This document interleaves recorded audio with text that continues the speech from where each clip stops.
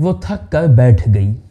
अचानक उसे कुछ आवाज़ सुनाई पड़ी, जिसे सुन उसे लग गया कि लगता है कसाई इधर ही आ रहा है। अचानक उसे एक आवाज़ सुनाई पड़ी, गोल्पों का मतलब होता है कहानी जो मुझे आपको है सुनानी। आज की कहानी है एक गरीब लड़की और एक चमत्कारी रहस्यमयी गाय की। कौन थी वो गाय? क्यों मिलती थी वो उस लड़की से? क्या किया उसने उस लड़की के साथ? इन सवालों के जवाब अगर जानना है तो आपको कहानी तो सुननी पड़ेगी। हरियाणा पंजाब की सीमा पर एक गांव बसा था, नाम था पानपुर। उस गांव में एक छोटी बच्ची अपनी माँ और पिताजी के साथ रहती थी। घर में गरीबी थी मगर वो तीनों खुश रहते थे। मगर एक दिन एक बुरा हादसा हो गया। बच्ची को बचाने के चक्कर में उसकी माँ को एक जहरीले सांप ने डस लिया और तत्काल बच्ची की माँ की मौत हो गई। महीनों तक वो बच्ची और उसके पिता दुखी रहे। एक दिन उसके पिता को लगा कि बच्ची अभी छोटी है, उन्हें मजदूरी के सिलसिले में बहुत दूर दूर जाना पड़ता है, दिनों दिन के लिए घर से दूर रहना पड़ता है। इसलिए बच्ची की देखभाल के लिए उन्होंने दूसरी शादी कर ली। अब ऐसा भी होता है कि दूसरी माएँ ऐसे बच्चों के साथ बहुत अच्छा बर्ताव करती हैं, उन्हें बिल्कुल अपने बच्चे के जैसा मानती हैं। मगर उसकी दूसरी माँ ऐसी नहीं थी, वो बहुत दुष्ट थी। उसके साथ सौतेला बर्ताव करती थी, उसको मारती थी, पीटती थी, बहुत परेशान करती थी, घर का सारा काम करवाती थी। और सबसे मुश्किल की बात तो ये थी कि उस बच्ची के अपने पिता भी अब उसकी सौतेली माँ की तरफ हो गए थे। कुछ साल गुजरे, वो बच्ची थोड़ी बड़ी हो गई। बढ़ते समय के साथ ही उसकी माँ की ओर से उसे दी जाने वाली तकलीफ़ें भी बढ़ती जा रही थीं। एक तो वैसे ही वो इतना सताती थी, ऊपर से खाने को एक चोकर की रोटी दे देती थी। चोकर की रोटी। एक दोपहर इस चोकर की रोटी को देकर भी न जाने उसने क्या कह दिया कि वो लड़की रोते हुए वो चोकर की रोटी हाथ में लिए दूर बागों की ओर निकल गई। बहुत से बागों को पार करने पर उसे एक खाली मैदान दिखा, जहां पर एक गाय खड़ी थी। सुनहरे रंग की गाय जो आम गायों से बहुत बड़ी थी। नक्काशीदार सींग थे, गले में एक घंटी बंधी थी जो एक अजब सी धुन में बज रही थी। उसे सुनते ही, उस गाय को देखते ही उस बच्ची का मन शांत हो गया, चेहरे पर मुस्कुराहट आ गई। वो बहुत भूखी थी, मगर उस गाय को देख और अपने हाथ में चोकर की रोटी देख उसे एहसास हुआ कि वो गाय भूखी होगी। उसने वो रोटी उस गाय को खिला दी। जैसे ही गाय ने रोटी खाई, तैसे ही उसके थन से दूध गिरने लगा। दूध गिरता ही जा रहा था। उस बच्ची को कुछ समझ नहीं आ रहा था। इस तरह से तो उसे लग रहा था कि दूध की बर्बादी हो रही है। इकट्ठा करने को उसके पास कोई बर्तन भी ना था, तो उसने थन में अपना मुंह लगा दिया और दूध पीने लगी कि गिरने से अच्छा हम ही पी ले। पीती गई और उसका पेट भर गया, और जैसे पेट भरा दूध गिरना बंद हो गया।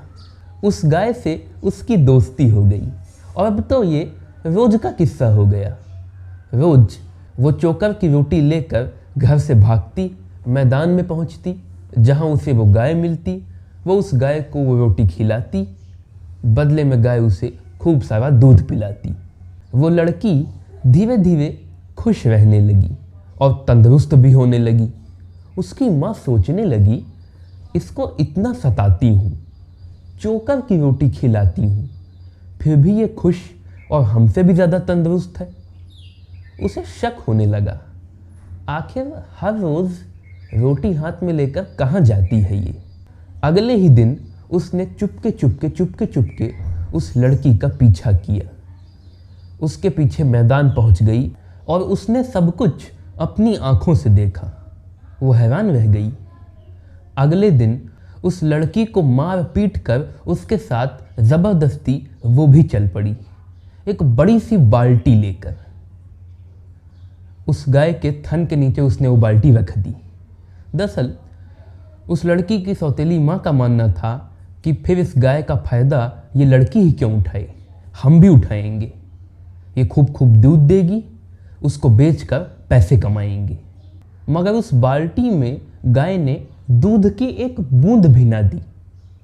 बाल्टी जैसे ही हटाई दूध गिरने लगा, बाल्टी जैसे ही लगाई दूध बंद। मानो वो दूध केवल लड़की के पीने के लिए ही देती थी। सौतेली माँ ने गाय को वहाँ से अपने घर लाने की खूब कोशिशें की, मगर गाय टस से मस न हुई। आखिर उसने तय कर लिया, ठीक है, अगर ये गाय हमारे काम नहीं आ सकती तो फिर इसके काम भी नहीं आएगी। उसने एक कसाई को बुलाया और उस गाय को मार डालने की सुपारी दे दी। ये भी कह दिया कि अगर कोई छोटी लड़की उसको बचाने के लिए सामने आए तो उसको भी मार डालना। चुपके से ये बात उस छोटी लड़की ने सुन ली। अगले दिन सुबह सुबह ही वो उस मैदान की ओर भागी। गाय वहाँ थी ही नहीं। उसे लगा कहीं ऐसा ना हो गाय जब आए तब कसाई भी आ जाए। तो उसने वहाँ गाय को बुलाना शुरू किया, पुकारना शुरू किया। अचानक गाय वहाँ आ गई। उसने गाय को सब कुछ बताया और कहा कि वो वहाँ से चली जाए। गाय हिली तक नहीं। तब तक अचानक उस लड़की को याद आया कि अरे ये उसकी भाषा कहाँ समझेगी, इसको तो उसे हटाना पड़ेगा। उसने बहुत कोशिश की कि गाय वहाँ से भाग जाए, वो हट जाए, मगर गाय टस से मस न हुई। वो थक कर बैठ गई। अचानक उसे कुछ आवाज़ सुनाई पड़ी, जिसे सुन उसे लग गया कि लगता है कसाई इधर ही आ रहा है। अचानक उसे एक आवाज़ सुनाई पड़ी, मेरे ऊपर बैठ जाओ। उसने चारों ओर देखा, कोई न था। आवाज़ फिर से आई, मेरे ऊपर बैठ जाओ। अब कि उसने ध्यान दिया तो आवाज़ गाय से आ रही थी। गाय बोल रही थी। उसे यकीन न हुआ, मगर गाय ने उससे फिर कहा, जल्दी मेरे ऊपर बैठो। वो गाय के ऊपर बैठ गई। तब तक कसाई वहाँ पहुँच गया। गाय को देखते ही वो गाय की ओर चला। अचानक गाय उड़ गई, उड़ते हुए आगे बढ़ने लगी। उस लड़की को यकीन नहीं हो रहा था कि वो गाय के ऊपर बैठी है और गाय उड़ रही है। कसाई हैरान मगर गाय के पीछे पीछे दौड़ने लगा। अचानक एक नदी पड़ी। गाय तो उसे पार कर आगे निकल गई। कसाई नदी के इस पार ही रह गया, हाथ मलते हुए। नदी के पार गाय एक मैदान में उतरी। लड़की उसकी पीठ पर से उतरी। उसे यकीन नहीं हो रहा था कुछ पल में उसके साथ जो घटा था। उसने गाय को बोलते हुए देखा, गाय को उड़ते हुए देखा। उसने गाय से फिर से बात करने की बहुत कोशिश की, मगर अब गाय कुछ कह ही नहीं रही थी। अचानक कदमों की आहट हुई। उसने डर कर पीछे देखा तो उसके पिता वहाँ आ गए। दरअसल जब उसके पिता को ये मालूम चला कि उनकी पत्नी ने उनकी बेटी को मार डालने तक का हुक्म दे दिया है, तो उनकी आंखें खुल गईं। अपनी पत्नी को छोड़ वो अपनी बेटी को बचाने के लिए भागे। उन्होंने भी उड़ती हुई गाय का वो हैरतअंगेज दृश्य देखा और किसी तरह पीछा करते करते वहाँ तक पहुँच गए। उन्होंने अपनी बेटी से अपने बुरे बर्ताव और बुरे करतूतों के लिए हाथ जोड़कर माफ़ी मांगी। उनकी बेटी ने उन्हें माफ़ कर दिया। उसके पिता रोने लगे कि उनकी बेटी ने उन्हें माफ़ कर दिया। छोटी लड़की भी रोने लगी, खुशी के आंसू कि आखिर उसे उसके पिता वापस मिल गए।